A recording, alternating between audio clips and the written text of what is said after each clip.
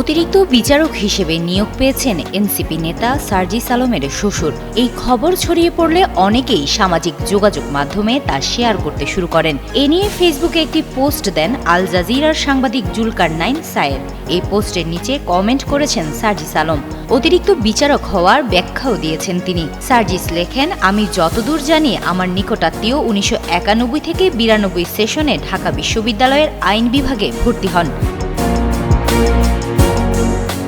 সার্জিস লেখেন, ভর্তি পরীক্ষার মার্কসে তিনি প্রথম স্থান অধিকার করেন।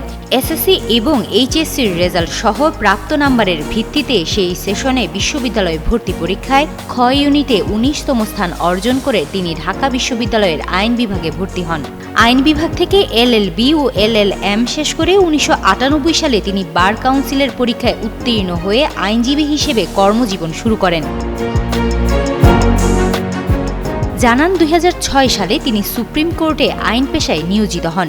বর্তমানে তিনি সুপ্রিম কোর্টে হাইকোর্ট বিভাগ এবং আপিল বিভাগ উভয় বিভাগে আইনজীবী হিসেবে দায়িত্ব পালন করছেন। সার্জিস আলম বলেন, তার সাথে পারিবারিক সম্পর্কের পূর্ব থেকেই তিনি বাংলাদেশের ডেপুটি অ্যাটর্নি জেনারেল হিসেবে দায়িত্ব পালন করছেন। সার্জিসের দাবি, তার শ্বশুরের শতাধিক জুনিয়র সুপ্রিম কোর্ট ও নিম্ন আদালত আইন পেশায় প্রতিষ্ঠিত। তাছাড়া তিনি নবগঠিত সুপ্রিম জুডিশিয়াল অ্যাপয়েন্টমেন্ট কাউন্সিল কর্তৃক সকল যোগ্যতার শর্ত পূরণ করে যাবতীয় বাছাইয়ে উত্তীর্ণ হয়ে এই সম্মান অর্জন করেছেন। সার্জিস আক্ষেপ করে লেখেন, এখানে তার এই যোগ্যতা ও পরিশ্রমকে একপাশে রেখে আমার নাম টেনে নিয়ে আসা সংকীর্ণ মানসিকতার পরিচয়। হিমাতুল জান্নাত, যুগান্তর নিউজ।